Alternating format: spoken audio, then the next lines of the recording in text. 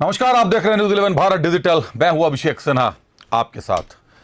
आज का दिन राजनीति के लिए काफी उथल पुथल भरा रहा। राजनीति की बात करें तो एक तरफ जहां भारतीय जनता युवा मोर्चा मोराबादी में आक्रोश रैली निकाल रहा था, वहां पर मोराबादी काफी देर तक रणभूमि में तब्दील रही। वहीं दूसरी तरफ जेएमएम भी केंद्र सरकार की नीतियों के खिलाफ सड़क पर उतर चुका है। मतलब झारखंड की राजनीति पूरी तरीके से सड़क पर उतर चुकी है। जेएमएम ने भी केंद्र सरकार की नीतियों का विरोध किया, ज्ञापन सौंपा और केंद्र सरकार पर वादा खिलाफी का आरोप लगाया। वहीं झारखंड के युवा बीजेवाईएम भारतीय जनता युवा मोर्चा के बैनर तले झारखंड सरकार पर वादा खिलाफी का आरोप लगाते रहे।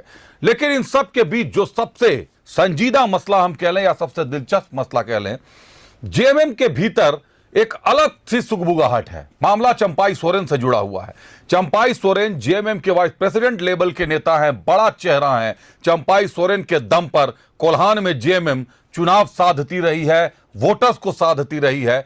आज वही चंपाई सोरेन किस करवट बैठेंगे, यह बता पाना मुश्किल हो गया है।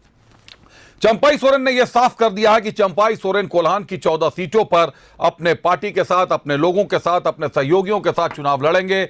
नए दोस्त का इंतजार भी कर रहे हैं, लेकिन पुराने घर से अभी तक रिश्ता भी नहीं तोड़ा है। चंपाई सोरेन ने जेएमएम से इस्तीफा नहीं दिया है, ना ही जेएमएम ने उन्हें निष्कासित किया है। वहीं इस मामले में जब हेमंत सोरेन से पूछा जाता है तो वो चुप्पी साध लेते हैं, उन्हें चंपाई सोरेन के बारे में कोई जानकारी नहीं। अगर जेएमएम हेमंत सोरेन या जेएमएम के दूसरे शीर्ष नेता चंपाई सोरेन को निष्कासित करते हैं तो जेएमएम के भीतर एक अलग जो पैठ है चंपाई सोरेन की, एक नया गिरोह तैयार हो जाएगा, एक नया सिंडिकेट तैयार हो जाएगा जो चंपाई सोरेन के साथ होगा, जो चंपाई सोरेन के साथ नजदीकी संबंध वाले विधायक हैं।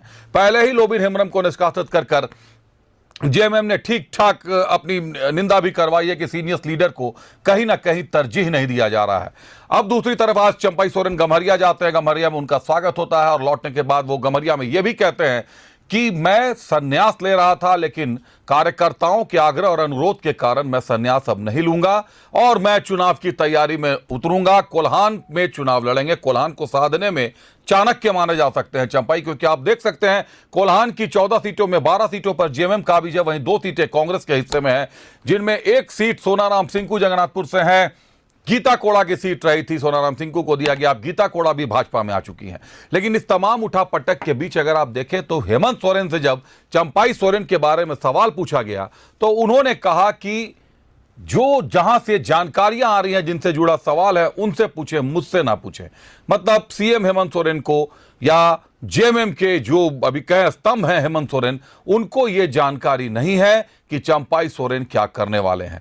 और चंपाई सोरेन ना तो उन्होंने इस्तीफा दिया है, ना उनको निलंबित किया गया है, ना उनको निष्कासित किया गया है। तो क्या जेएमएम चंपाई सोरेन को निष्कासित करने का खतरा उठाएगी? पार्टी के इतने वरिष्ठ नेता जो शिबू सोरेन के सहयोगी रहे हैं, दुख के दिनों में साथ रहे हैं और पार्टी को सींचा है जिन्होंने, ये बात सभी लोग स्वीकारते हैं, क्या वो पार्टी छोड़कर इस तरीके से निकल जाएंगे या कोई नया तीसरा एंगल खड़ा होगा जो चुनाव में, विधानसभा चुनाव 2024 में एक नया गणित लेकर आएगा? क्योंकि बीजेपी भी जो पूरी तरीके से कोल्हान से उखड़ चुकी है, कहीं ना कहीं कोल्हान में पांव जमाने की कवायद अपनी तेज कर चुकी है। और चंपाई सोरेन एक बहुत मजबूत स्तंभ है, बहुत मजबूत पिलर हैं। उनको भी दोस्त का इंतजार है, बीजेपी को भी कोल्हान में दोस्त का इंतजार है। किशोर बढ़ेगी रणनीति, अभी यह बता पाना मुश्किल है, लेकिन कल का दिन खास बताया जा रहा है। कल जो जानकारियां छनकर सामने आ रही हैं कि कल चंपाई सोरेन कोई बड़ा ऐलान कर सकते हैं, कार्यकर्ताओं के साथ बैठक होगी, बैठक के बाद बड़ा ऐलान कर सकते हैं। साथ ही साथ कोई ऑडियो भी वायरल किया जा सकता है। यह ऑडियो किससे रिलेटेड है, पूरा मामला क्या है, यह देखना दिलचस्प होगा। बहरहाल बने रहिए न्यूज़ 11 भारत डिजिटल के साथ। मुझे दीजिए इजाजत, नमस्कार।